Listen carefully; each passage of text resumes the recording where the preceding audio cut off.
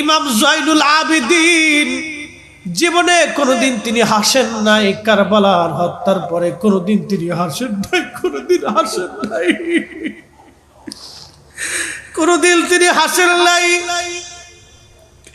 জিজ্ঞেস যদি করা হতো, হুজুর পৃথিবীর কত মানুষ হাসে, আপনি কেন হাসেন না? ইমাম জয়নুল আবেদিন উত্তর দিতেন, দুনিয়ার মানুষ কারবালার দৃশ্য যদি তোমরা বাস্তবে দেখতা, তোমাদের মুখেও কোনোদিন হাসি আসতো না। আমি এই জন্য হাসি না, এই জন্য আমার হাসি আসে না। আমি জয়নুল আবেদিন কারবালার যে দৃশ্যগুলো নিজ চোখে দেখেছি, আমি যে দৃশ্যগুলো নিজ চোখে দেখছি, আমি হাসতে পারবো না। আমার হাসি কখনো আসে না, আমার মুখে কোনো হাসি নাই, মনে দুনিয়ার কোনো আনন্দ আমার নাই।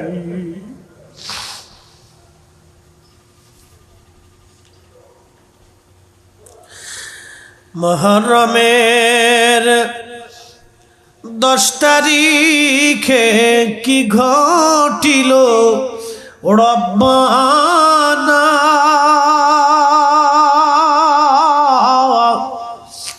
কলিজা ফাটিয়া যায় রে বলিতে সেই ঘটনা, কলিজা ফাটিয়া যায় রে বলিতে সেই ঘটনা। হাসান শহীদ জহরেতে, হুসাইন শহীদ কারবালায়,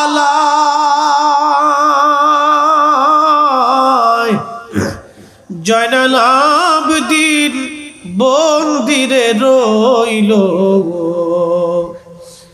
এজিদের ওই জেলখানা। জয়নুল আবেদিন বন্দিরে রইল, এজিদের ওই জেলখানা।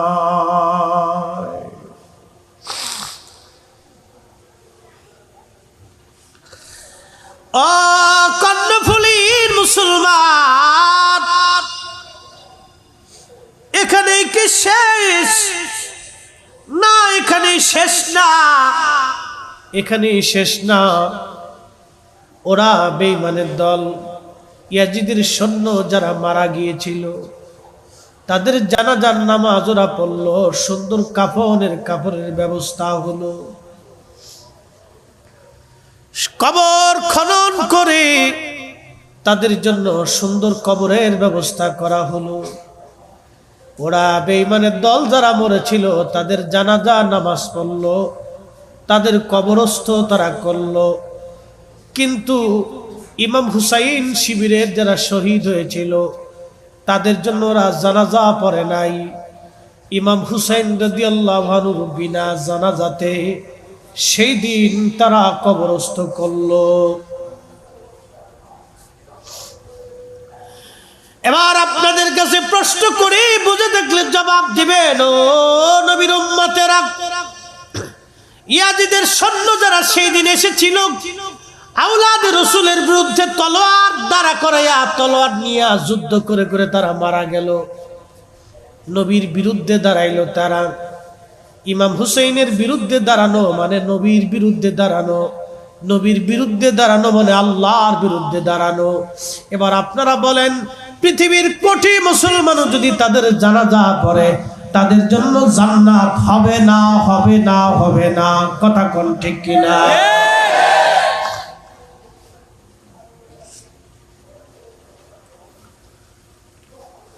পক্ষান্তরে ৭২ জন নবীর আশিক যারা শহীদ হলো, তাদের জানাজা তারা পড়ে নাই। বলেন, পৃথিবীর কোটি মানুষ যদি তাদের জানাজা না পড়ে, তারা সেই দিন জিহাদ করেছিল ইমাম হুসাইনের পক্ষে দাঁড়াইয়া, তার মানে নবীর পক্ষ।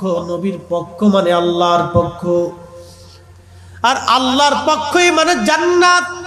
জানাজা হোক বা কবর হোক বা না হোক, তারা হলো আল্লাহর জান্নাতি জান্নাতি জান্নাতি। কথা বলেন ঠিক কিনা?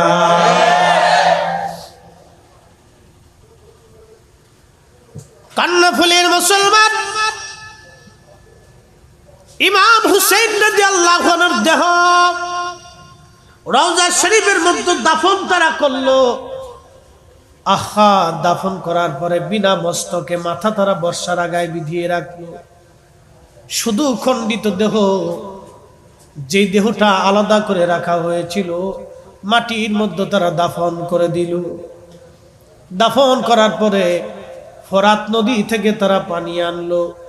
ইমাম ইবনু কাসির আল বেদায়ের মধ্যে লেখেন, ফরাত নদী থেকে পানি এনে তারা পানিগুলি দিয়ে সারা কারবালার মাঠ পানি ঢেলে ঢেলে সমান করে দিল। এজন্যই তারা সমান করলো যাতে ইমাম হুসেইন রাদিয়াল্লাহু আনহুর কবরের রওজার সন্ধান কোনোদিন খুঁজে না পাওয়া যায়।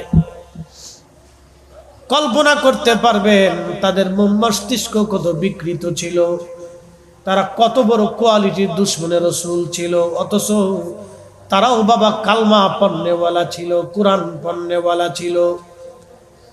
সাহাবীদের জমানার লোক তারা, কেউ সাহাবীর বংশের, কেউ পরিবারের, কেউ এলাকার।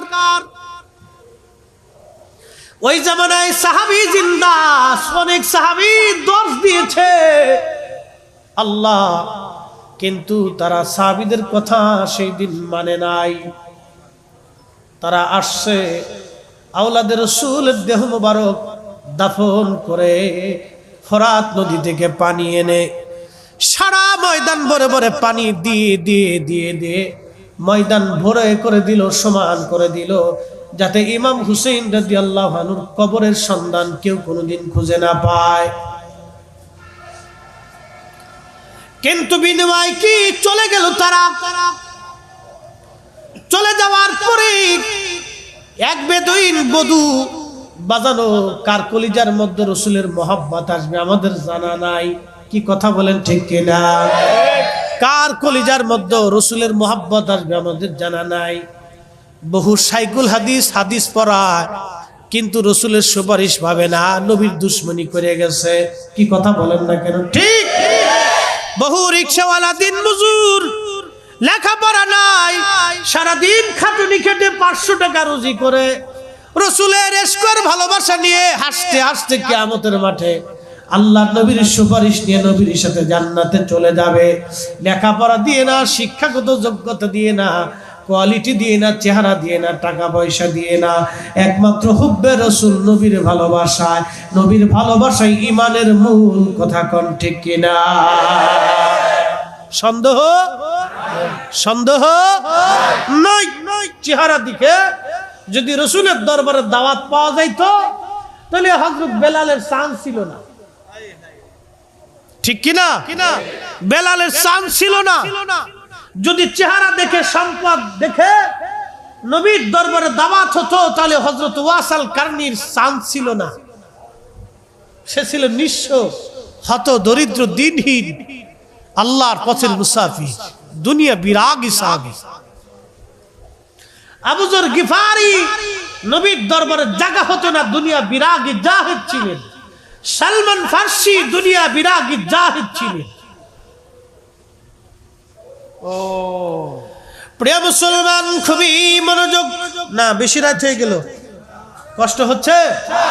একসাথে জোরে বলি তো আল্লাহু আকবার। আর একটু সময়, যেহেতু আলোচনার একটু ইতি না টেনে দিলে বুঝতে কষ্ট হবে। আওলাদে রাসূলের দেহ মুবারক ওইভাবে রেখে চলে গেল। ওরা দাফন করলো, পানি দিয়ে ভরে দিল, সমান করলো, যাতে পৃথিবীর কোন মানুষ তার কবরের চিহ্ন খুঁজে না পায়। তাতে হবে কি? বেদুইনের অন্তরে বিরাট বড় ধাক্কা লাগলো।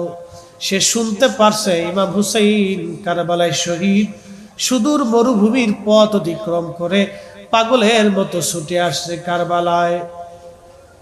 আহা, কারবালায় ছুটে আসার পরে কারবালার মানুষদেরকে জিজ্ঞেস করে, হে কারবালাবাসী, বলো আমার হুসাইনের রওজা, কবর কোন জায়গায় আছে বলে। আমি হুসাইনকে দেখি নাই, কিন্তু তার কবর রওজা জিয়ারত করতে চাই। কারবালার মানুষ বলে, বধূ বেদুইন তুমি সুদূর মরুভূমি থেকে আসছো আওলাদে রসুলের জিয়ারা করার জন্য। কোথায় তার জেসেম রাখা হয়েছে আমরা জানি না, দাফন করা হয়েছে রাত্রিবেলা, পানি এনে সমান করে দিয়েছে। কোথায় তাকে দাফন করা হয়েছে আমাদেরকে কাছে যাইতে দেয় নাই, পানি দিয়ে সমান করে দেওয়া হয়েছে। কোথাও যদি তার জেসেম খুঁজে পাওয়া না যায়, আহা বেদুইনের মনে চিন্তা আসলো, আরে আমার নবীজি শুনেছি সাহাবীদের কাছ থেকে রাসূল করিম তার ছোট্টকালে নবীজি কোলে নিয়ে তাদের ঘ্রাণ নবীজি শুকতেন, তাদের শরীর থেকে জান্নাতের ঘ্রাণ আসতো। জোরে বলা যাবে কি আল্লাহু আকবার? তাদের জিসম থেকে জান্নাতের ঘ্রাণ আসতো রে। আল্লাহ রাসূল বলেছেন, আল হাসান ওয়াল হুসাইন সাইয়্যিদা শাবাবি আহলিল জান্নাহ। হাযা হাদিসুন সহিহুল ইসনাদ। নবীজি বলেন, উম্মতেরা তোমরা শোনো, আমার হাসান আর হুসাইন দুইজন জান্নাতের যুবকদের সর্দার। বদুর চিন্তা, এরা দুইজন আল্লাহর জান্নাতি, তার একজন এখানে কারবালায় ঘুমানো। যেহেতু তারা জান্নাতি, অবশ্যই তার কবর থেকে জান্নাতের ঘ্রাণ আসবে। তাকে যেখানে দাফন করা হয়েছে সেখান থেকে অবশ্যই বেহেশতের ঘ্রাণ পাওয়া যাবে।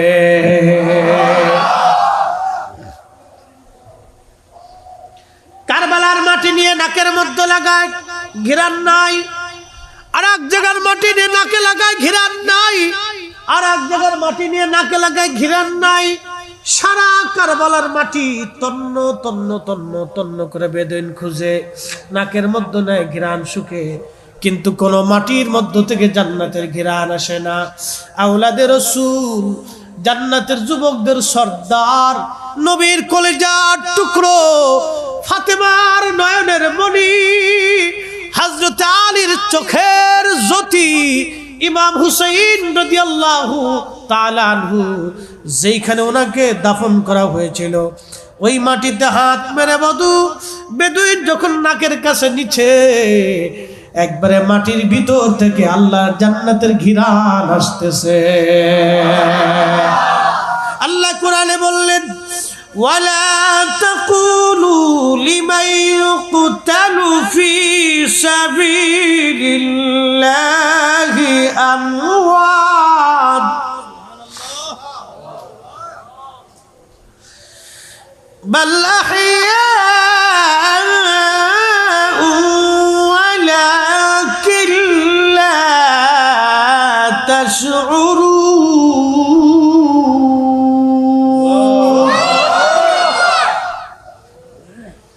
আল্লাহ বলেন, আমি আল্লাহর পথে যারা জীবন দেয় তোমরা তাদের মরা মনে করিও না, তারা জিন্দা জিন্দা, তোমরা সেটা অনুধাবন করো না, তোমরা বুঝো না তারা জিন্দা, তারা জিন্দা। তাহলে আপনারা বলেন, হুসাইন রওজা মুবারকে এখনো জিন্দা, তখনো জিন্দা, আগামীতেও জিন্দা। কথা বলেন ঠিক কিনা? আমি বলি না আল্লাহ বলেছে? আমরা বলি না আল্লাহ বলেছে? ওটাই চূড়ান্ত ঠিক। মাথা মুবারক নিয়ে সারা দামেস্ক ভরে আনন্দ চলতেছে। সবাই তো আর আনন্দের যাত্রায় নাই, কেউ আসছে দেখার জন্য, একটা নজর আওলাদে রাসূলকে দেখি। রাস্তার পাশে বহু মানুষ দাঁড়ানো, ইমাম হুসেন রাদিয়াল্লাহু আনহুর চেহারা খানা দেখবে, যে চেহারা, যে বডি আল্লাহর নবীর সাথে মিল ছিল। সেই সময় মাথা নিয়ে যাওয়া হচ্ছে একজন আশিক রাসূল, মস্তক মুবারকের পাশে কোরআনের আয়াত পড়তেছিল সূরা কাহাফ থেকে, আম হাসিবতা আন্না আসহাবাল কাহফি ওয়ার রাকিমি কানু মিন আয়াতিনা আযাবা। এই আয়াত যখন তেলাওয়াত করছে ঠিক আওলাদে রাসূল ইমাম হুসাইনের জবান খুলে গেল। আল্লাহু আকবার। মস্তক থেকে আওয়াজ আসে, আযাবু আসহাবাল কাহফি কতলি ওয়া হামলি। কতই না আশ্চর্য, আসহাবে কাহফ থেকে আমাকে হত্যা করা, আমার মস্তকে এইভাবে বহন করে নিয়ে আনন্দ করা, কতই না আশ্চর্য। ইমামে মাকামের জবান থেকে আওয়াজ আসে, খণ্ডিত মাথা থেকে আওয়াজ আসে, লব্বাইক ইয়া রাসূলুল্লাহ লব্বাইক। চিৎকার মেরে জোরে বলা যাবে কি আল্লাহু আকবার। চিৎকার মেরে বলেন না ইয়া রাসূলুল্লাহ। আল্লাহ আল্লাহ, আল্লাহর কোরআন কত চমৎকার সত্য। ওয়ালা তাহসাবান্নাল্লাযীনা কুতিলু ফি সাবিলিল্লাহি আমওয়াত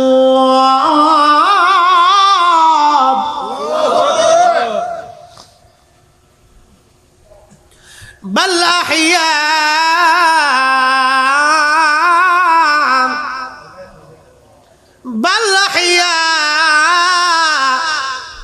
আল্লাহ বলেন বরং তারা জিন্দা, তাদেরকে মরা মনে করিও না, মরা মনে করিও না, মরা না, তারা জিন্দা।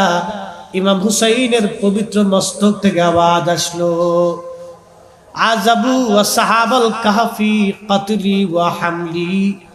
আমাকে হত্যা করা, আমার মস্তক এইভাবে অপমান ও বদস্ত করা, বাজারে বাজারে গলিতে গলিতে বর্ষার আগে বিধাইয়া আনন্দ মিছিল করা, আসহাবে কাহফের চেয়ে কোন অংশে কি আশ্চর্য কম? জবান থেকে আওয়াজ আসলে এইভাবে আশিক রাসূল ইমাম হুসাইন রাদিয়াল্লাহু আনহু পবিত্র মস্তকে চুমা খাইলেন, তার কপালে চুমা লাগাইলেন, তার এই পবিত্র চেহারাতে চুমা লাগাইলেন। একবার জোরে বলা যাবে কি মারহাবা। বাজানো, এটা ছিল কারবালার এক নির্মম ইতিহাস। আজ ইয়াজিদ এই কাজ করেছিল। আচ্ছা আপনারা বলেন, ইয়াজিদ যদি ভালো মানুষ হয় তাহলে ইমাম হুসাইন রাদিয়াল্লাহু আনহুর মস্তককে কেন সিরিয়ার দামেস্কে 40 দিন পর্যন্ত এইভাবে ঝুলিয়ে রাখা হয়েছিল বলেন? যেখানে আমরা একজন আলেম দেখলে পাস হই, এখন আমাদের উস্তাদ যাদের কাছে হাদিস শিখেছি, এখনো সেই প্রাইমারির উস্তাদ যাদের কাছ থেকে নাহু সরফ শিখেছিলাম, সেই ছোট্টগুলো কোরআন শিখেছিলাম, হুজুরকে এখনো যদি পাই গাড়ি থেকে নেমে পায়ে সালাম দেই। হুজুর বলে, বাবা কত বড় হইছো, এখনো কি আদব যায় নাই, এখনো কি পাস হয়ে সালাম করতে হবে বাজারে ঘাটে? বলতাম, হুজুর পড়াইছিলেন বিদায়, আজ আমি হতে পেরেছি। হাজার হাজার মানুষ আমাদেরকে সম্মান করে, সেই দিন যদি না পিটাইতেন, ধমক না দিতেন, তাহলে আজকে হয় আলেম হতে পারতাম না। আদর করে দেয়, দোয়া করে দেয়, উস্তাদদের দোয়া আমাদের জন্য একটা সম্বল। আমরা একজন আলেমকে দেখলে এখনো পর্যন্ত এরকম তাজিম করি। আর আওলাদে রাসূল পাইলে, ইমাম হুসাইন পাইলে আমরা আমাদের কলিজা দিয়ে ভালোবাসতাম। কথা বলেন ঠিক না বেটি? কলিজা দিয়ে ভালোবাসার চেষ্টা করতাম। আহা, কলিজা দিয়ে ভালোবাসার চেষ্টা করতাম। তার মাথা মোবারক এইভাবে বহন করা, তাকে এইভাবে অত্যাচার করা, তার সাথে বেয়াদবি করা, জুলুম করা কতটা অন্যায় হয়েছিল। কোন ভাষায় বললে যে আপনারা বুঝবেন আমি জানি না। সেন্ট্রাল গভর্নর হাউস, কুফা নগরে গভর্নর উবাইদুল্লাহ ইবনে জিয়াদ। মনোযোগ দেন, এই ঘটনাটা বলে আমি দোয়ার দিকে চলে যাব, আর বাড়াবো না, কারণ আমি আমার মূল আলোচনা করে ফেলেছি। জ্ঞানী যারা বুঝে তারা শুধু ইশারায় নাদানের বুঝাইতে পারে আছে কে কোথায়। জ্ঞানীর মতো জ্ঞানী হলে অল্প কথাই বুঝে, কচুর মতো কচু হলে অল্প জালে সিজে। ওয়াজ করলে কি লাভ, শুনলে কি লাভ? লাভ হবে তার আমলে, আমলেও লাভ হবে না, নামাজ রোজায় জিকির ফিকিরেও লাভ হবে না নবী প্রেম না থাকলে দিলে। আসতে হলো না, আর একটু জোরে হবে। যদি রসুল মোহাব্বত কলিজায় না থাকে আমলেও বাবা লাভ হবে না, আমলেও লাভ হবে না। নবী প্রেম না থাকলে দিলে, নবী প্রেম থাকলে দিলে লাভ হবে কম, আমলে সুপারিশ করবেন নবী রোজ হাসরের ময়দানে। কথা ঠিক? হ্যাঁ, আওয়াজ তুলে বলেন ঠিক। বুঝে তারপরে মাটির নিচে যাবেন। এই মাটির নিচে আগামী দিন ঘর হতে পারে, এটাই বাস্তব, ইউনিভার্সাল ট্রুথ। কুল ইন্নাল মাউতাল্লাযী তাফিররুনা মিনহু ফাইন্নাহু মুলাকীকুম সুম্মা তুরাদ্দুনা ইলা আলিমিল গায়বি ওয়াশ শাহাদাতি ফাউনাব্বিউকুম বিমা কুনতুম তা'মালুন। আল্লাহ বলে, বান্দা, আমার বন্ধু হাবিব, আপনি আমার বান্দাকে বলেন, আকাশের সপ্তম আসমান ও সপ্ত জমিনের যেখানেই লুকাক না কেন, পৃথিবীর গভীর সমুদ্রের স্থান ৩৬,০০০ ফিট গভীরতা, বান্দা যদি ওখানেও লুকায়, হাবিব বলেন মালাকুল মউত তার সাথে সাক্ষাৎ করবে। সুম্মা তুরাদ্দুনা ইলা আলিমিল গায়ব ওয়াশ শাহাদাত, সে আমার কাছে ফিরে আসবে আর আমি তার প্রকাশ্য অপ্রকাশ্য সব জানি। ফাউনাব্বিউকুম বিমা কুনতুম তা'মালুন, আমি আল্লাহ তার জীবনের সমস্ত আমলগুলি সেই দিন দেখাই দেব। সে কি করেছিল, কি বলেছিল, অন্তরে কি পোষণ করেছিল, অন্তরের মধ্যে কি ছিল, আমি আল্লাহ তাকে দেখাবো, দেখাই দিব। রাসূলের পক্ষে থাকলেও পক্ষে, খাইলেও পক্ষে, না খেয়ে থাকলেও পক্ষে, কেউ পক্ষে থাকলেও পক্ষে, পৃথিবীর সন্তান জুদা হলেও পক্ষে, স্ত্রী তালাক হলেও পক্ষে, বাবা মা ছেড়ে দিলেও পক্ষে, জীবন গেলেও রাসূলের পক্ষে। হাত উঁচা করে বলেন ঠিক না বেঠিক?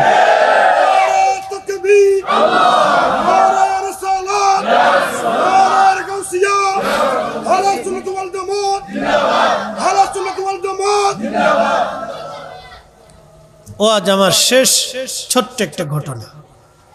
গভর্নর হাউসে উবাইদুল্লাহ ইবনে জিয়াদ, তার বাপ ছিল ইবনে জিয়াদ। ইবনে জিয়াদ ছিল, তার বাপ ছিল জিয়াদ। জিয়াদ ছিল জারজ, বাবার পরিচয় ছিল না। এই জারজের রক্তে আরেকটা আজাজিল তৈরি হয়েছে, তার নাম উবাইদুল্লাহ। এ খুবই নিষ্ঠুর প্রকৃতির মানুষ ছিল।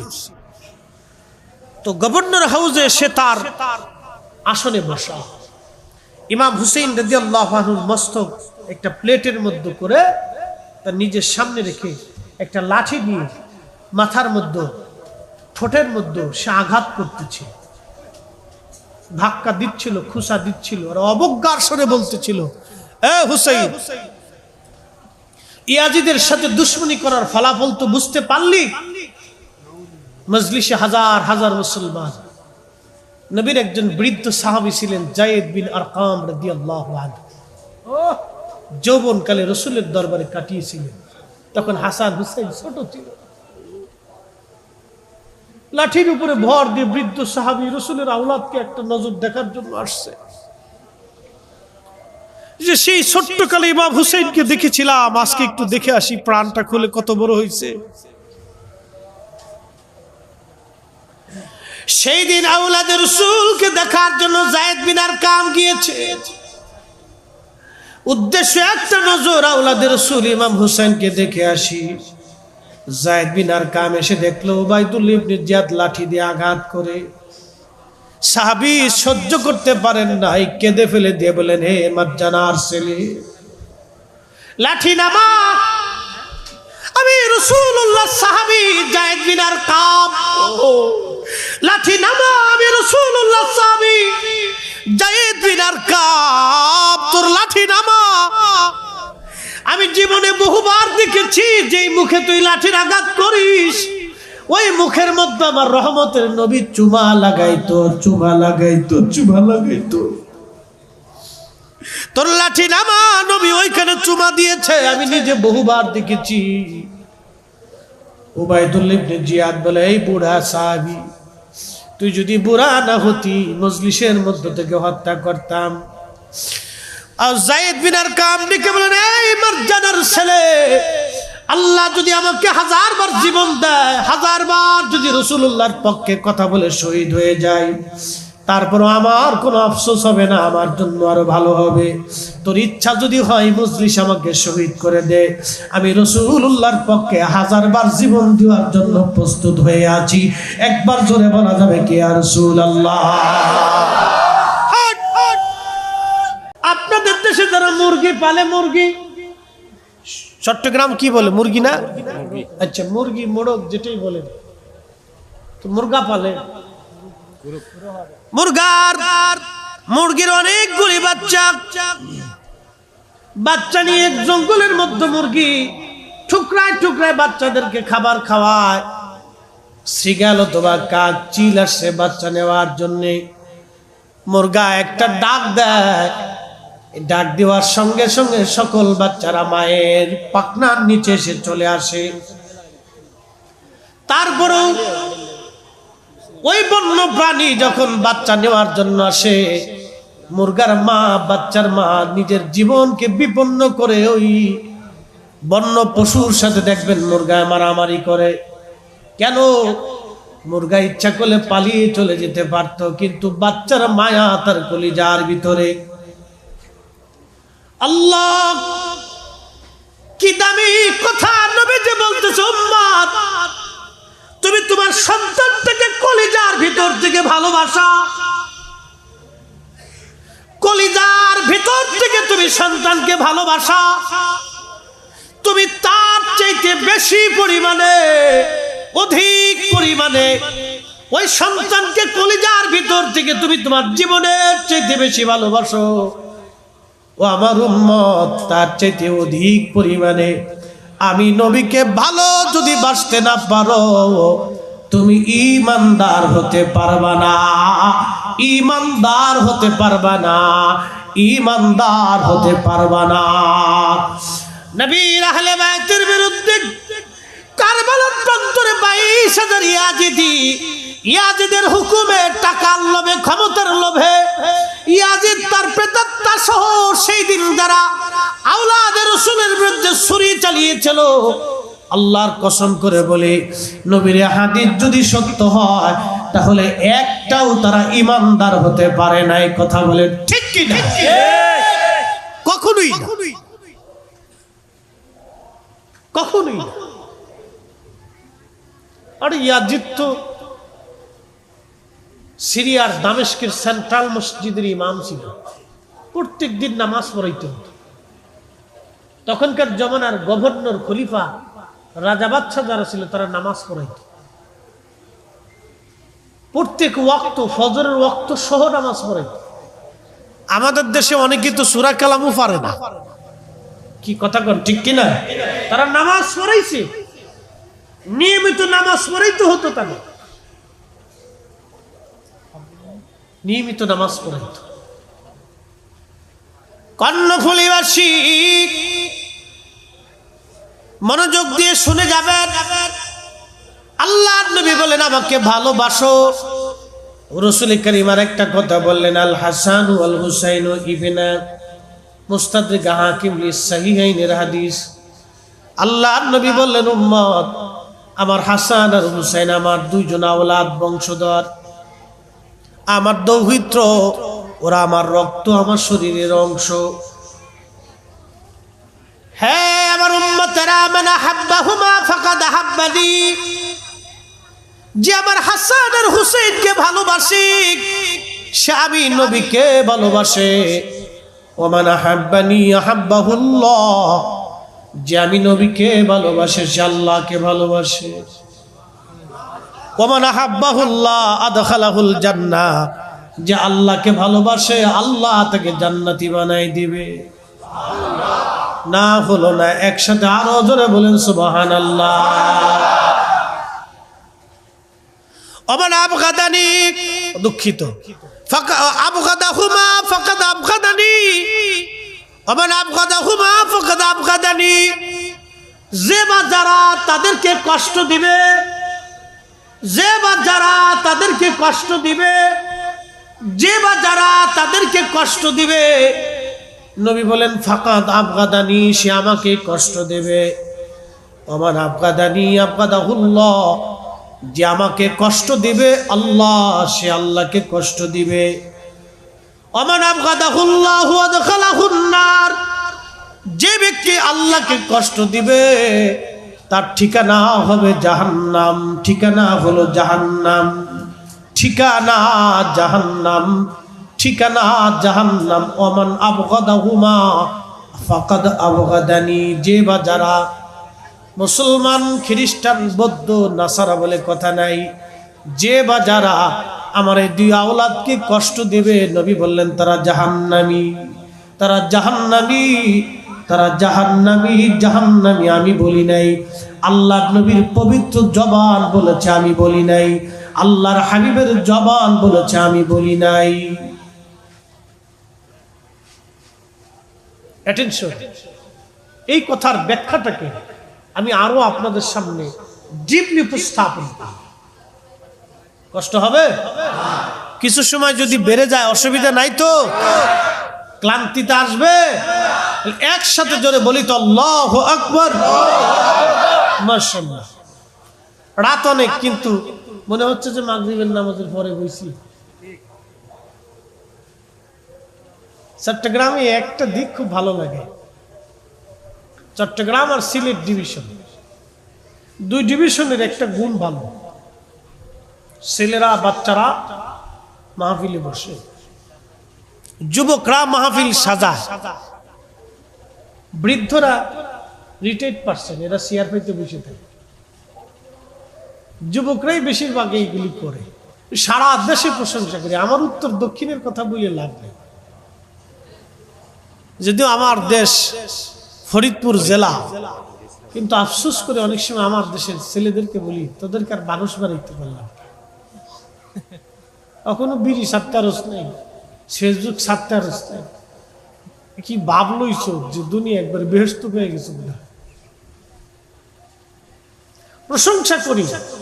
এদেশের যুবকগুলি মাহফিল সাজায়, মাহফিলে বসে, মাহফিলের কমিটি হইয়া নির্ভেজাল ভাবে, নিষ্কলঙ্ক ভাবে, দরদ দিয়ে একসাথে তারা মাহফিল গুলি করে। তার মানে মা ভালো। কি ভালো? বাবা খারাপ তা বলতেছি না, কিন্তু বলতেছি না যে বাপ খারাপ, মা ভালো। মারহাবা বলবেন না? দূর হয়েছে না, আরো জোরে বলেন মারহাবা। কি ভালো? মা ভালো। প্রিয় মুসলমান, খুব মনোযোগ। নবী ভালোবাসলে আল্লাহ ভালোবাসা হয়, হাসান হুসেনকে ভালোবাসলে নবী ভালোবাসা হয়। এই কথাটাকে আমি আরো ডিপলি আপনাদের সামনে শোনাই, মনোযোগ দিবেন। পৃথিবীর ভিতরে অসংখ্য প্রাণী আছে, সমুদ্রের ভিতরে বিরাট বড় বড় মাছ আছে। একটা মাছের নাম হলো হাঙ্গর। নাম কি?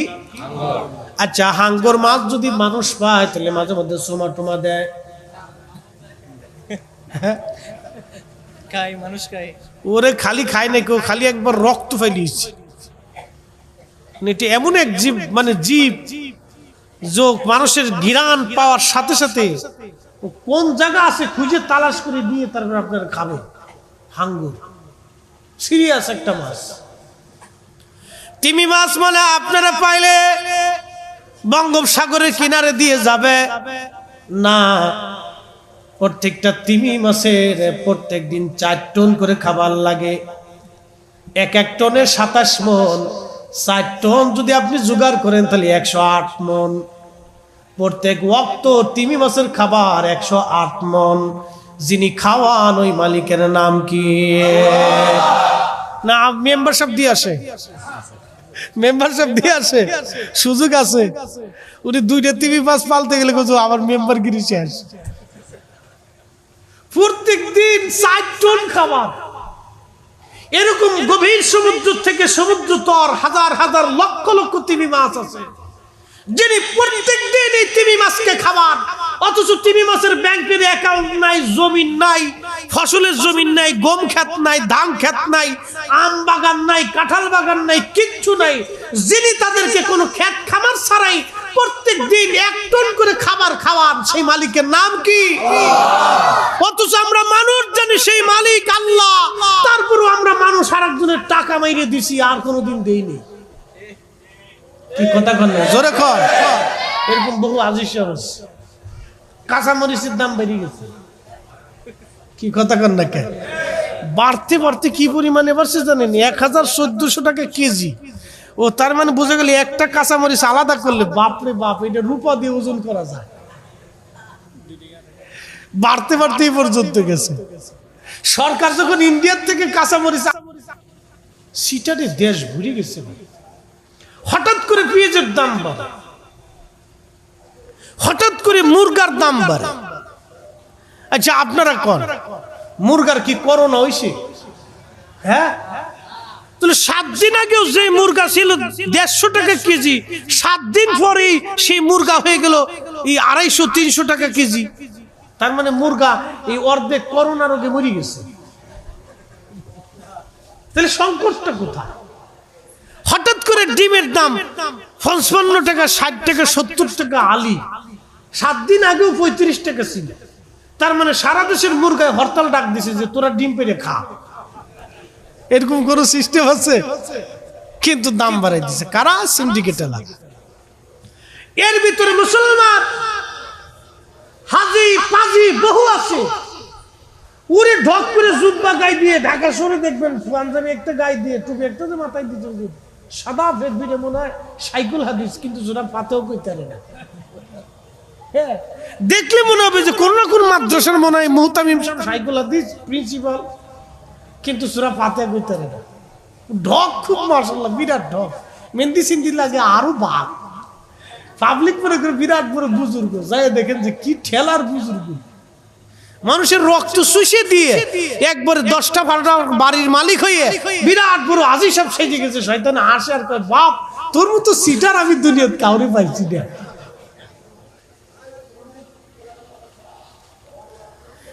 বন্ধু আমার, খুবই মনোযোগ দিয়ে কথাগুলি শুনিয়া যান।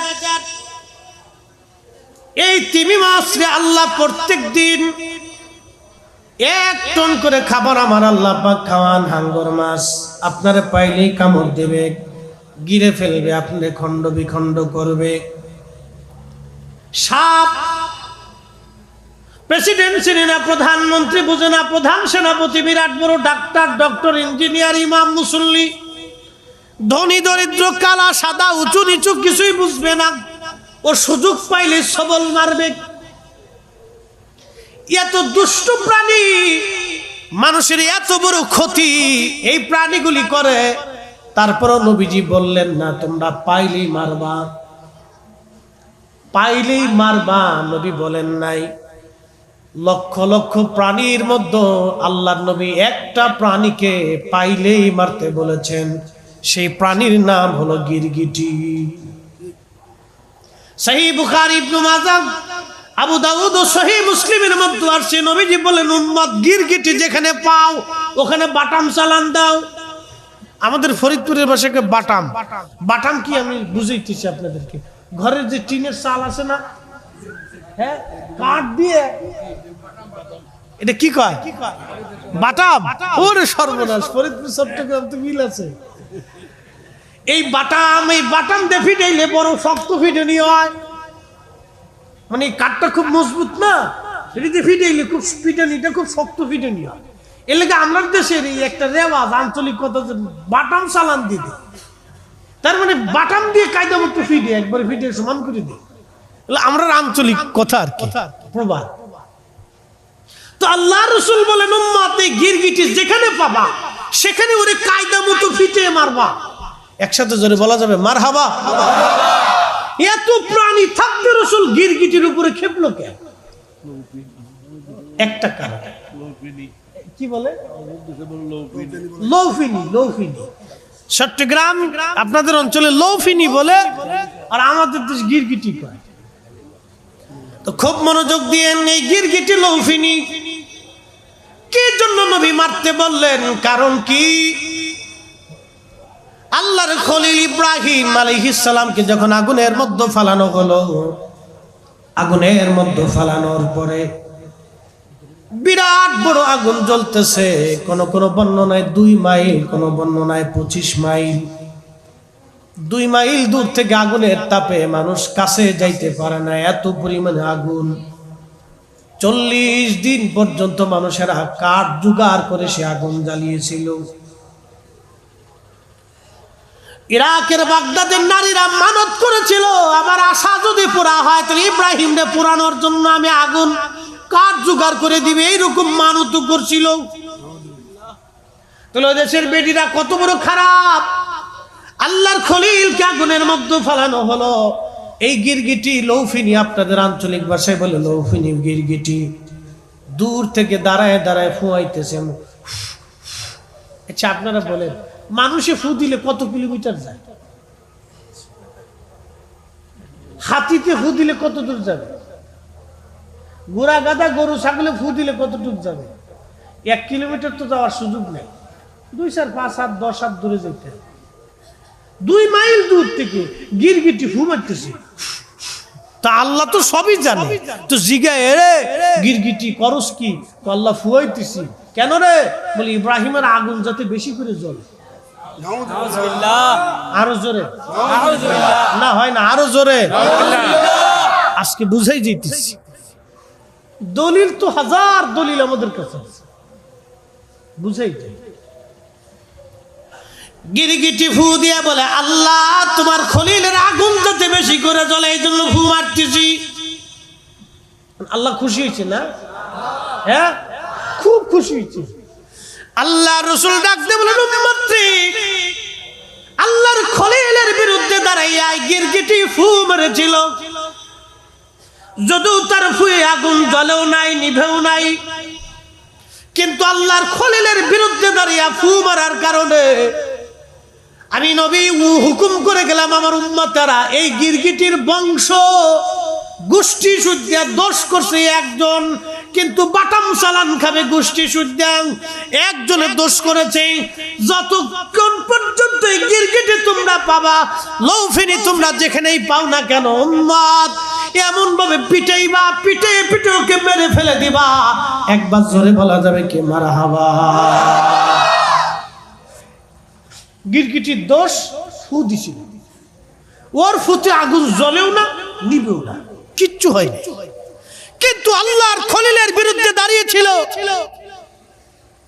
শোনেন, ইয়াজিদ নবীর আওলাদের বিরুদ্ধে দাঁড়িয়েছিল, আল্লাহ রসুলের ইজ্জতের বিরুদ্ধে দাঁড়িয়েছিল, নবীর কলিজার টুকরার গলায় ছুরি চালিয়েছিল।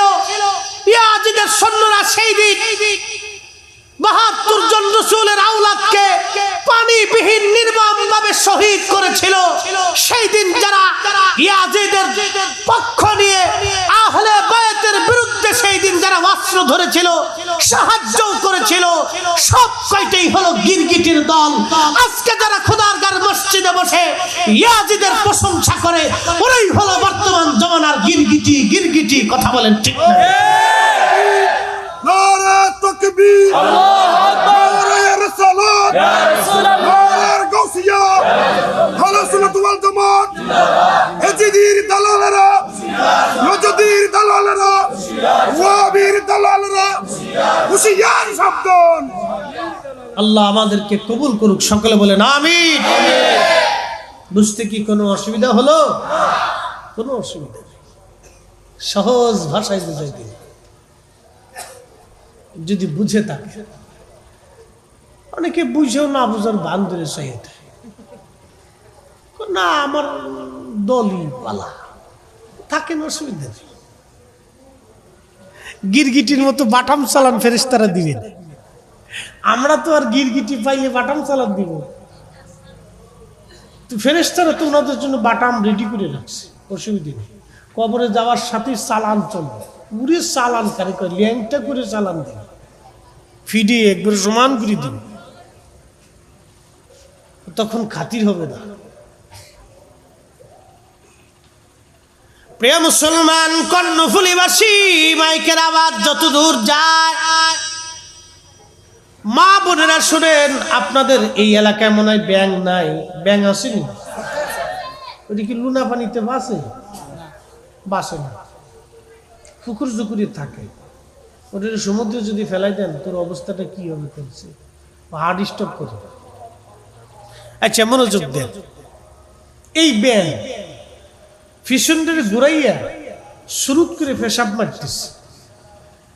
আচ্ছা ব্যাঙে যখন পেশাব মারে তখন এটি কি ফায়ার সার্ভিসের মতো পানি যায়? এটা কত কিলোমিটার যায় কত?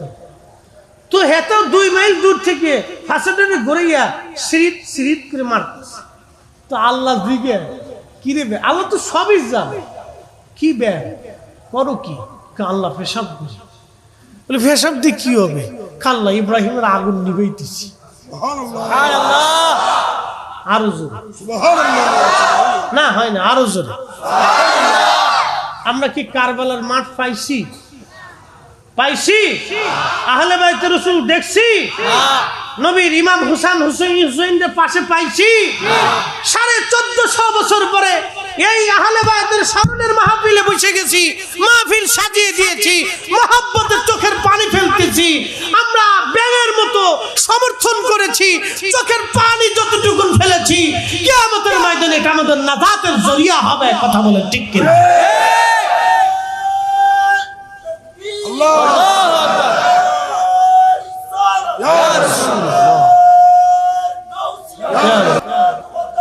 জিন্দাবাদ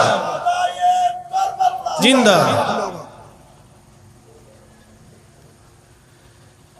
আল্লাহ ডাক দিলেন, ব্যাং তোরে পেশাবি কি আগুন নিভবে? ব্যাঙে ডাক দিয়ে বলল, রব আমি জানি আগুন নিভবে না, কিন্তু কিয়ামতের মাঠে কোটি কোটি মাখলুকের সামনে তুমি যখন বলবা, হো ব্যাঙের দল তোরা কি করেছিলি? আমার খলিলকে আগুনের মধ্যে ফালানো হয়েছিল, তোমাদের ভূমিকা কি?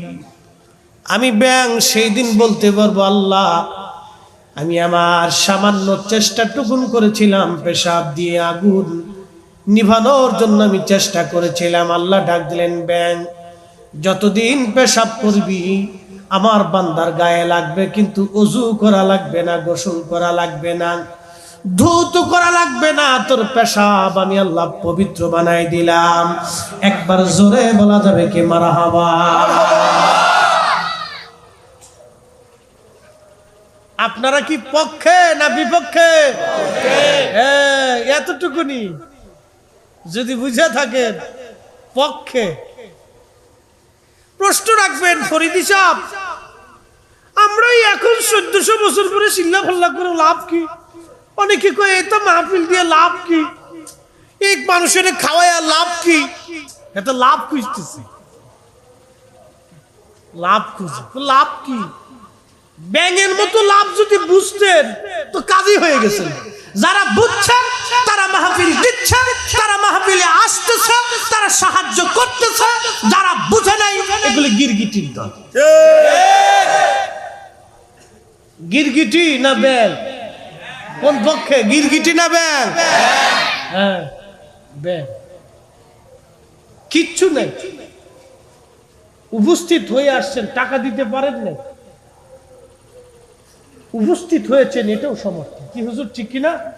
উপস্থিত হয়েছেন এটাও সমর্থন। বলবেন আল্লাহ কিছুই তো পারিনি, আমি নাফরমান ছিলাম, গুনাহগার ছিলাম, আল্লাহ তোমার ওই রসুলের মোহাব্বত কলিজার টুকরার স্মরণের মাহফিলে বৈশা হুজুরের ওয়াজ শুনছিলাম, আমার দিলে ব্যথা লাগছিল, চোখে পানি আসছিল। আল্লাহর দয়া লেগে যায়, রহমতের দরিয়ায় বিরাট বড় ধাক্কা লেগে যায়। আল্লাহ বলেন, যা তোর জীবনের গুনাহ মাফ করে দিলাম। খালি মাফ করবে, যত গুনাহ ছিল সব গুনার আল্লাহ নেকিতে পরিণত করিয়া আল্লাহ বেহেশতে ঢুকাই দিবে। জাহান্নাম থেকে একবারে সবার শেষে এই উম্মতের শেষ ব্যক্তি যখন জাহান্নাম থেকে নবীজি টাইনে জান্নাতে নিয়ে যাবে, তো জান্নাতে নেওয়ার পরে বেহেশতের তাসনিম নদীর পানি দিয়ে গোসল দেওয়া হবে। তো এই হাজার হাজার লক্ষ লক্ষ বছর জাহান্নামে ফুরতে ফুরতে এটা কালা হয়ে গেছে, এমন ফুরান ফুরাইছে, ফুরতে ফুরতে ফুরতে ফুরতে কালা হয়ে গেছে। তো তাসনিম নদীর পানি দিয়ে গোসল করানোর পরে এটা চেহারা নূরের মতো হয়ে যাবে। দূর সুবহানাল্লাহ বাজ্যে কই না, আরো জোরে কয় চেহারা নুরানি হয়ে গেছে। তাহলে আল্লাহ জিজ্ঞেস করবে, এ বান্দা তুই ওই ওয়াকাম করছিলি না? কহ আল্লাহ করছিলাম। দেখে তুই এই গুনাহ করছিলি না? কহ আল্লাহ করছিলাম। তুই এই জিনা করছিলি না? কহ আল্লাহ করছিলাম। তুই মিশা কথা বলছিলি না? কহ আল্লাহ করছিলাম। যাও আজকে তোমার মাফ করিয়ে বেহেশত দিয়ে দিলাম, আর তোর যত গুনাহ আছে আমি আল্লাহ সব গুনারে এই সওয়াবে পরিণত করিয়া তোর বেহেশতে দিয়ে দিলাম। ওই বেটা খুশি হয়ে কবে, আল্লাহ আমি যে আরো আকাম কুকাম করছিলাম এটা কু। এই কথা বলে আল্লাহ রাসূল কোটি কোটি করে হাসতেছে। সাহাবায়ে কেরাম হুজুর হাসেন কে? কই শোনো, এই ব্যক্তির কথা শুনে আমি হাসতেছি যে কিয়ামতের মাঠে হাতে গুনাহ তালাশ করে আল্লাহ আমি যে আরো আকাম করছিলাম এটা কু। তার মানে হেগুলির সওয়াব দিয়ে আবার বেহেশতে পাঠাও। আল্লাহু আকবার। না হয় না, আরো জোরে কর। আর সেই রবের যদি এক গুনাহগার বান্দার প্রতি এত মায়া হয়, আমরা রাসূলের মহব্বতে, নবীর মহব্বতে, রাসূলের ইশকে ঈদে মিলাদুন নবীর মাহফিলে নবীর আগমনে খুশি হইয়া রাসূলের পক্ষে কথা বইলা, আহলে বাইতের পক্ষে সুহাদায়ে কারবালার স্মরণে মাহফিল কইরা আমরা জান্নাতের আশা করতে পারি কথা বলেন ঠিক কিনা? তাকবীর, নারে রিসালাত, নারে গাউসিয়া। পবিত্র ঈদে মিলাদুন নবী, আহলে সুন্নাত ওয়াল জামাত, শাহাদাতে কারবালা, মুফতি আহলে সুন্নাত আল্লামা জহির ইসলাম ফরিদি শাহ। কথা বোঝা যায়? কথা ক্লিয়ার না ভেজাল আছে? হ্যাঁ ক্লিয়ার, কোনো ভেজাল নাই, একবারে ক্লিয়ার। প্রিয় ভাইরা আমার, খুবই মনোযোগ দিয়ে কথাগুলি শুনে যাবেন বাজান। এবার আসেন আমি একটু কারবালার মাঠে চলে যাই। হুজুর তো কারবালার বেশ লম্বা আলোচনা করেছেন, আমি একবারে শেষ প্রান্তে চলি। আওলাদে রাসূল ইমাম হুসাইন রাদিয়াল্লাহু আনহুকে শহীদ করা হলো কারবালার মাঠে। ওনাকে শহীদ করে দেওয়া হলো। শাহাদাতের পরে ওনার দেহ থেকে মাথা খণ্ড আলাদা করা হলো। কি নির্মম পৈশাচিক বর্বরতা পৃথিবীর ইতিহাসে এমন আছে বলে আমার জানা নাই। ইন্তেকালের পরে, শাহাদাতের পরে ওনার দেহ মোবারক থেকে মাথা মোবারক আলাদা করে কেটে পবিত্র মস্তক মোবারক বর্ষার আগে বিদায় আনন্দ মিছিল করতেছিল। সারা কারবালার মাঠে আনন্দ চলে। ইমাম মুকাম হুসাইন রাদিয়াল্লাহু আনহুর পবিত্র দেহ আমির হামজা রাদিয়াল্লাহু আনহুর বর্মটা গায়ে ছিল। বর্মটা খুলে নিয়ে যাওয়া হলো। গায়ের মধ্যে পবিত্র জুব্বা খুলে ফেলা হলো। বিবস্ত্র করে, বস্ত্রহীন করে আওলাদে রাসূলকে ওই ময়দানে কারবালায় ধুলাবালির মধ্যে শোয়াইয়া, একটা দুইটা ঘোড়া না 70টা ঘোড়া ওরা সিরিয়াল করলো। ও কর্ণফুলীর মুসলমান, শুহাদায়ে কারবালার মাহফিলে আসছেন, শুনে যান তাদের কষ্টের দিনগুলি। কত কঠিন কষ্ট ছিল সেই দিন। হৃদয়টাকে নরম করে দেন। খোদার কসম করে বলি, জীবনের কোন ইবাদত কবুল হবে আমাদের জানা নাই। হুজুরের ইশকের চোখের পানি বৃথা যাবে না। নবীর মহব্বতের চোখের পানি বৃথা যাবে না। চোখের পানি কখনো বৃথা যাবে না। বস্ত্রহীন করে আওলাদে রাসূলকে ধুলাবালির মধ্যে শোয়াইয়া 70টা ঘোড়া সিরিয়াল করে 70 জন সওয়ারি যুদ্ধের ঘোড়ার পিঠে চড়ে ইমাম হুসাইন রাদিয়াল্লাহু আনহুর দেহ মোবারকের উপর দিয়ে ঘোড়া দাবড়াইতেছিল। আহারে, ঘোড়ার পায়ের আঘাতে আঘাতে, খুরের আঘাতে আঘাতে ইমাম হুসাইন রাদিয়াল্লাহু আনহুর দেহ গোশত চামড়া হাড় হাত পা গুলি ভেঙ্গে ভেঙ্গে কেটে কেটে ফেরে ফেরে রক্ত পড়তেছিল, গোশতগুলি চামড়াগুলি ছিঁড়ে ছিঁড়ে চলে যাচ্ছিল। পৃথিবীর মানুষ হযরত জয়নব রাদিয়াল্লাহু আনহা ইমাম হুসাইনের আপন বোন ফাতেমা রাদিয়াল্লাহু আনহার কন্যা। নবীজির একজন মেয়ের নাম ছিল জয়নব, আপন বোনের নামে সন্তানের নাম হযরত ফাতেমা নাম রেখেছিলেন।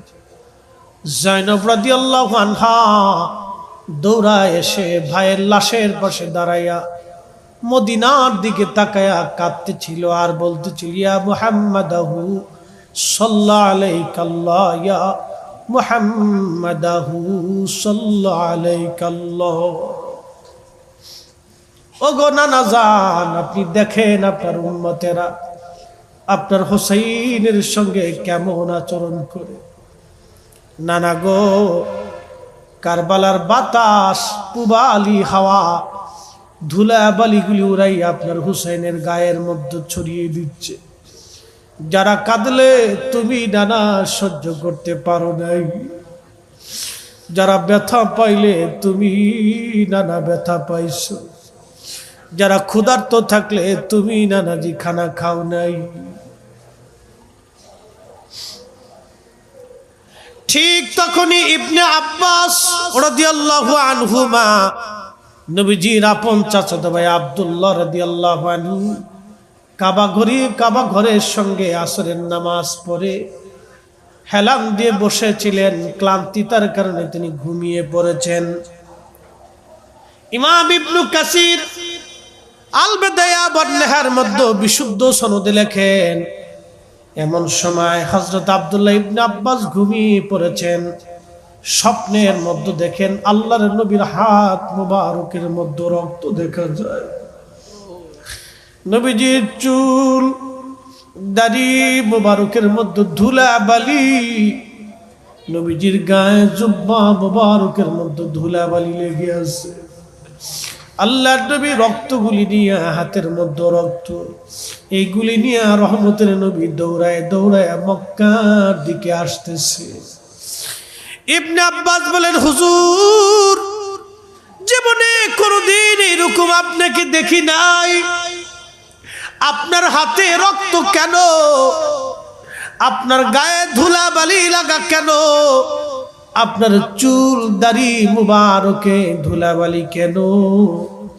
নবীজি আপনি কাঁদেন, এইরকম দৃশ্য তো কোনোদিন আমি আব্দুল্লাহ দেখি নাই। নবীজি ডেকে বললেন, আব্দুল্লাহ রে, মক্কায় খবর দাও, আমি নবী কারবালায় ছিলাম, আমার হুসাইন কারবালায় শহীদ, আমি তার শাহাদাতের সময় আমি নবী তার পাশেই ছিলাম। এ সবজ গম্বদ ওয়ালে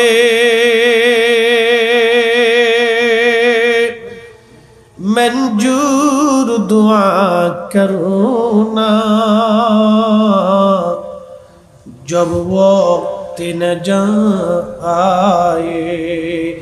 आका दीदार आता करुणा, दीदार आता करुणा।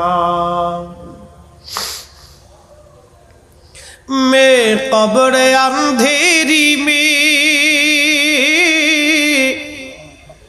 घबराऊंगा जब तन्हा, इमदाद मेरी करने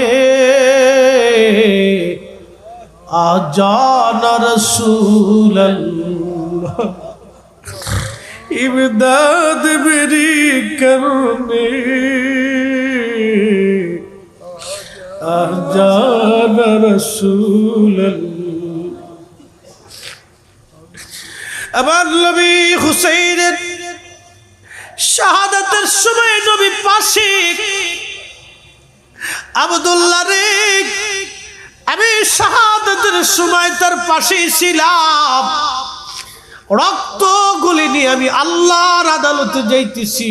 আব্দুল্লাহ মক্কায় খবর দাও, আমার হুসাইন আর নাই, আমার হুসাইন কারবালায় শহীদ হয়ে গেছে।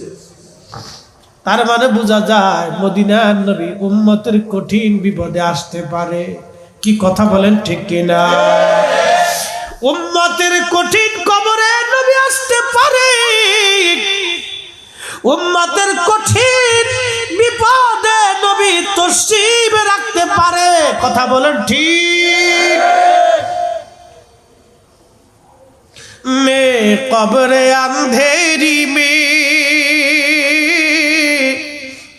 घबराऊंगा जब तन्हा, इमदाद मेरी करनी आ जाना रसूल अल्लाह। रोशन मेरी तुर्बत को लिल्लाह जरा करुणा, जब वक्त नज आए आका दीदार आता करुणा, दीदार आता करुणा, दीदार आता करुणा। আল্লাহর শাহান শাহী দরবারে হাত তুলে আমরা সবাই বলি আল্লাহুম্মা আমিন। রব্বানা আতিনা ফিদ দুনিয়া হাসানাতাও ওয়া ফিল আখিরাতি হাসানাতাও ওয়া কিনা আযাবান নার। আল্লাহ দক্ষিণ শিকল বাহা জামালপুর এলাকার ভাইরা সবাই মিলে শুহাদায়ে কারবালার স্মরণে এই মাহফিল আমার ভাইরা সাজিয়ে ফেলেছি। ইয়া রব, শুহাদায়ে কারবালার উসিলায় মাহফিল খানা মঞ্জুর করে নাও। হাদিয়াটুকুন সোনার মদিনায় তোমার হাবিবের খেদমতে জান্নাতের বাগানে দয়া করে পৌঁছে দাও আল্লাহ। জান্নাতুল বাকি, মুআল্লা, বদরে, উহুদে, খন্দকে, মুতা, হুনাইন, শুহাদায়ে কারবালায় যারা ঘুমাইছে আল্লাহ সকল শহীদানদের খেদমতে হাদিয়া পৌঁছে দাও। কাদরিয়া, চিশতিয়া, নকশবন্দিয়া, মুজাদ্দিদিয়া, হানাফি, শাফি, মালিকি, হাম্বলি, উলামায়ে আহলে সুন্নাত, বুজুর্গানে দ্বীন, আহলে সুন্নাত ওয়াল জামাতের অনুসারী যত মুমিন মুসলমান যারা পরিমাণ ঈমান নিয়ে যারা কবরে চলে গেল আল্লাহ ইয়া রব, এলাকায় এই চট্টগ্রামের জমিনে মাটির নিচে তোমার যত ওলিগণ ঘুমিয়ে আছেন সকলার খেদমতে আজকের মাহফিলের হাদিয়া দয়া করে পৌঁছে দাও আল্লাহ। কারো বাবা নাই, কারো মা নাই, হতভাগাকে জানি রে, মাও নাই, বাবাও নাই।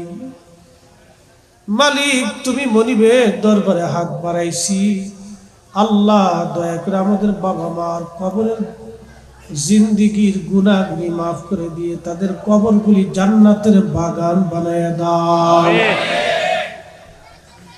শুহাদা কারবালা মাহফিলে আসছি, বাবা আমার রূহগুলি কবর থেকে বারবার বলেছিল সন্তান রে শুহাদা কারবালার স্মরণের মাহফিলে যাচ্ছ, আমাদের কথা ভুলিয়া যায় না গো বাবা। আল্লাহ কত রজনী মার কোলে আঘাত করেছি, মার পেটের মধ্যে কত রজনী আমি লাথি মেরেছি, মার ঘুম ভেঙে গেছে, বারবার মা ঘুম থেকে উঠে গেছে। রব্বুল আলামিন আল্লাহ কতদিন মার পায়খানা পেশাব আমার পরিষ্কার করেছে, কত রজনী মাকে ঘুমাইতে দেই নাই, কতদিন বাবা, কত রাত, কত বছর সূর্যের উত্তাপে প্রচন্ড বৃষ্টি আর ঠান্ডা অপেক্ষা করে রুজি করে করে বাবা নিজে না খেয়ে আমাদের মুখে খাবার আহার পৌঁছায় দিয়েছিল আল্লাহ। আজ দুঃখিনী দুঃখী বাবা মা দুনিয়াতে নাই, কবর দেশে হারাই গেছে। জামালপাড়ার গুরুস্থানে আমতলায়, জামতলা যত মা বাবা কবর দেশে চলে গেল, আল্লাহ সবার কবর গুলি দয়া করে জান্নাতের বাগান বানায়া দাও।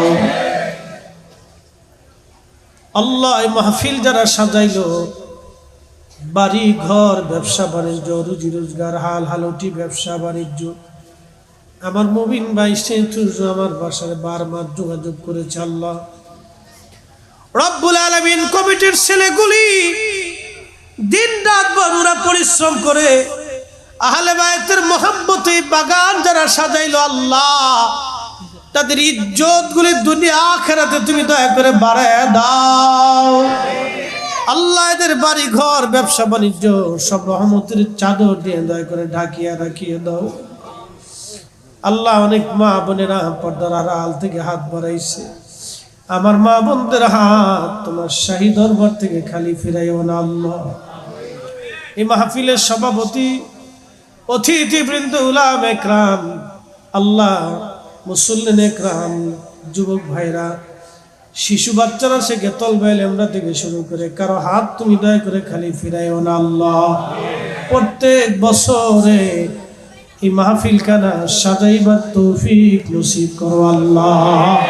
আল্লাহ শুহাদায়ে কারবালার গোলাম হিসেবে আমাদেরকে মঞ্জুর করো আল্লাহ।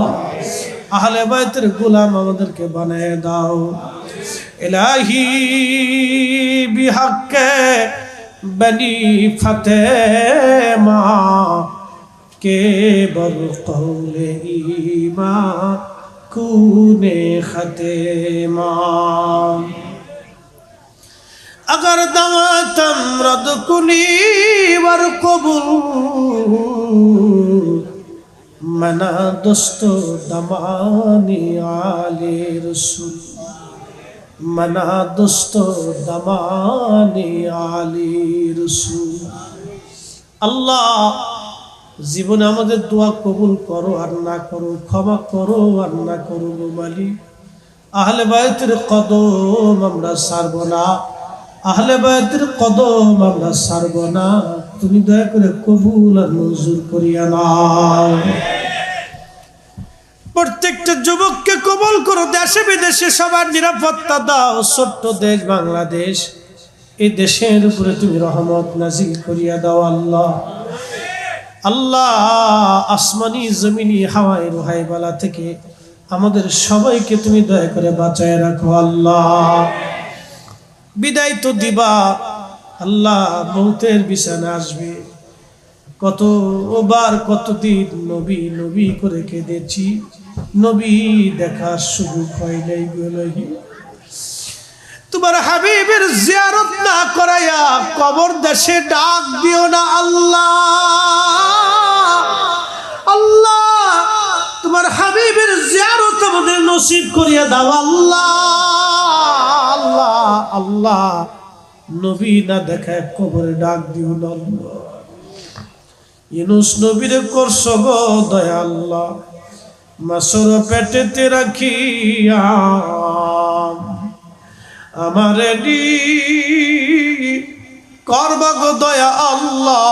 কবরে রাখি আল্লাহ মাফ করছনি আল্লাহ। সাকারাতের বিছানা যখন আসবে, মৃত্যুর যন্ত্রণায় সফর শুরু হয়ে যাবে, আল্লাহ ধৈর্য ধরার তৌফিক দিও।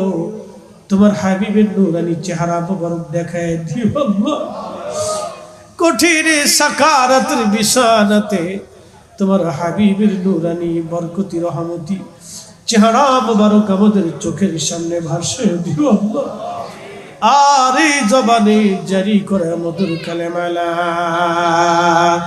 ইলাহা ইল্লাল্লাহু মুহাম্মাদুর রাসূলুল্লাহ সাল্লাল্লাহু আলাইহি ওয়াসাল্লাম।